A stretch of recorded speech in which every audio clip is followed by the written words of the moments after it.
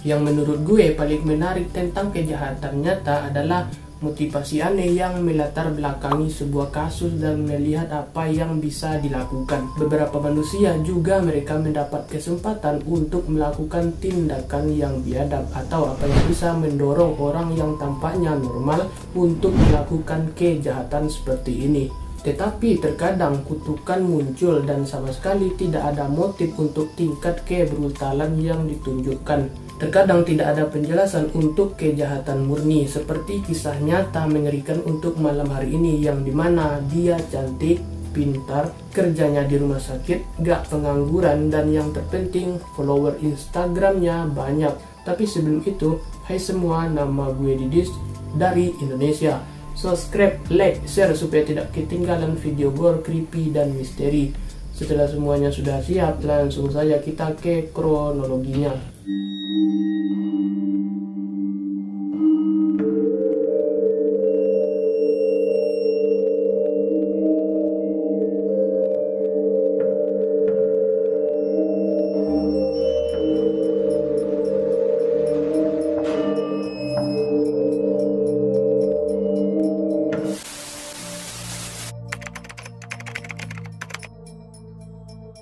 Pada tanggal 11 Desember 2020, ada seorang dokter bernama Anna Lekovic. Dia seorang wanita berusia 21 tahun dan berasal dari tempat bernama Kamerat, Moldova. Dia adalah seorang wanita yang sangat cerdas yang berlatih sebagai dokter dan dia juga punya cita-cita menjadi model Instagram.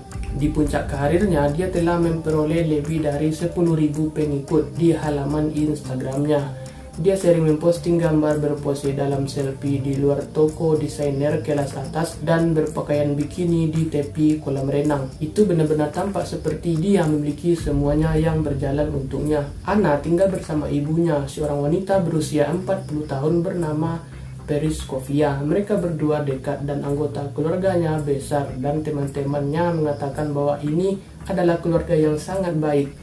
Mereka menyatakan bahwa Periskovia sangat mencintai putrinya, yaitu Anna, dan dia akan menghabiskan banyak waktu bersamanya seperti yang dia bisa. Jadi saking pintarnya Anna, dia dipanggil ke Jerman untuk jangka yang panjang. Tidak diketahui juga seberapa lama dia di sana, tapi pokoknya ya lumayan lama. Sampai pada tanggal 11 pada bulan Desember 2020, Anna baru saja kembali dari perjalanan kerja jangka panjangnya di Jerman. Setelah melihat perilaku putrinya, dia menjadi curiga bahwa ada sesuatu yang salah.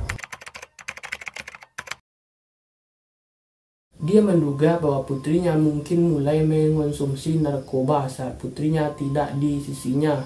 Ya mungkin di Jerman pergaulannya bebas dan terkena narkoba di sana. Jadi, Periskovia, ibu dari Anna, telah mengatur agar Anna dievaluasi atau semacam diperiksa ke dokter tentang kesehatannya, dan dia berpotensi menerima perawatan, dan ini sangat membuat Anna marah. Dia risih tuh dengan apa yang dilakukan ibunya, padahal ibunya cuma mau mastiin saja dia itu sehat dan tidak kenapa-napa.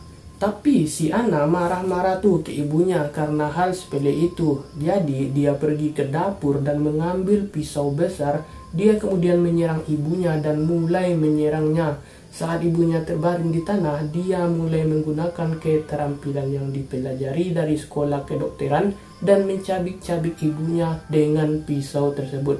Anna berada di atasnya dan menusukkan pisau ke perut dan dadanya dan terus-menerus menusuknya.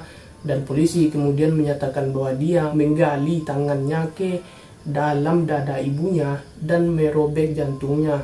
Dan yang lebih mengerikan adalah bahwa polisi percaya bahwa Periskovia, ibu dari Anna, masih dalam keadaan hidup saat kejadian tragis itu berlangsung. Tapi Anna masih jauh dari selesai. Setelah dia mengeluarkan jantung ibunya, dia terus berusaha mengeluarkan paru-paru dan usus ibunya.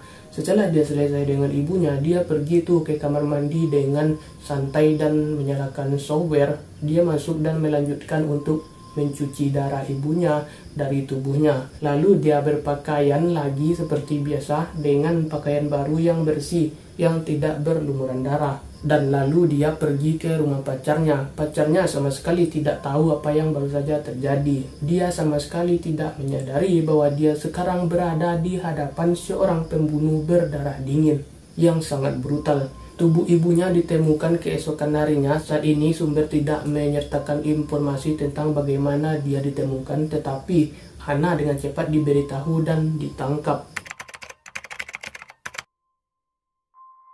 Ketika paman Ana menemukan berita tersebut, dia mengatakan butuh waktu 2 jam bagi polisi untuk meyakinkannya bahwa keponakannya itu adalah tersangka utama.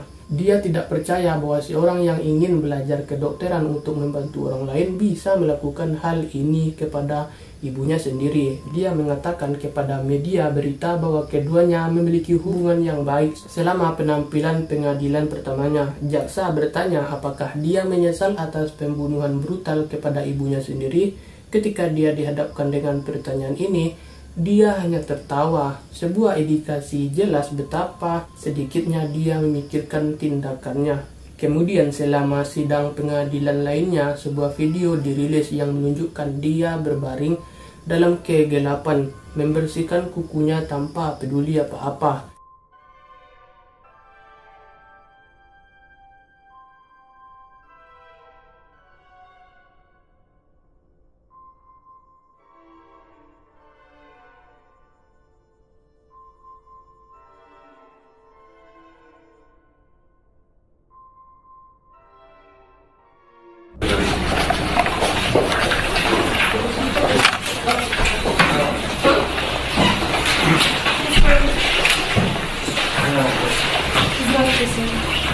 Вы не понимаете, что вы сделали?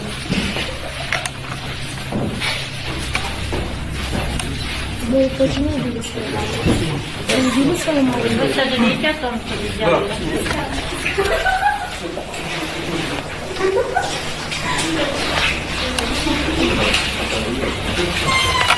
Ketika ditanya oleh seorang reporter di pengadilan apakah dia bertanggung jawab atas mutilasi tersebut dari ibunya sendiri, Ana hanya membalas dengan mengucapkan selamat tinggal dan kemudian tertawa dingin. Saat meninggalkan ruang sidang, mantan wakil jaksa telah menyatakan bahwa dia tidak akan mendapatkan hukuman seumur hidup, apalagi hukuman mati. Karena sekarang lo akan berpikir bahwa untuk kejahatan ini yang sangat mengerikan, bahwa dia harus tinggal di balik jeruji besi selama sisa hidupnya, atau setidaknya hukuman yang sangat panjang. Tetapi hukuman di negara Moldova sangat berbeda coy. Yang sama persislah ke Indonesia yang mencegah hanya wanita yang menerima hukuman seumur hidup. Pengadilan memerintahkan dia untuk ditahan di penahanan di rumah sakit jiwa. Sementara penyelidikan terus berlanjut, dia berada di lokasi yang dirahasiakan, di mana dia masih menjalani evaluasi psikiater untuk menentukan kondisi mentalnya. Dari meneliti kasus kejahatan sejati, seringkali tampak agak jarang bagi wanita untuk membunuh dengan cara yang biadab dan brutal seperti itu. Ini cenderung untuk menjadi lebih licik dan penuh perhitungan. Itu kurang bersahabat, haruskah kita katakan begitu ketika gue melihat seorang wanita membunuh dengan cara yang sangat kejam, terutama ibunya. Itu selalu membuat gue sedikit lebih terkejut.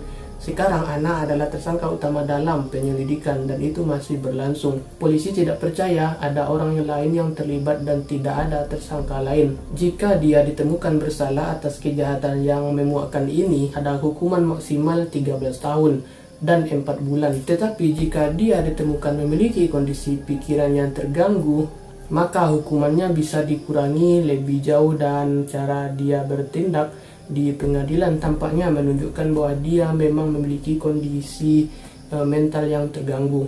Alamak, jadi dia gila toh. Tapi gue nggak yakin segila-gilanya dapat ngebunuh ibunya sendiri. Tapi gue nggak tahu juga sih. Jadi itu adalah kisah yang tragis oleh Ana. Dan bagaimana pendapat kalian tentang ini? Silahkan tinggalkan komentar di bawah.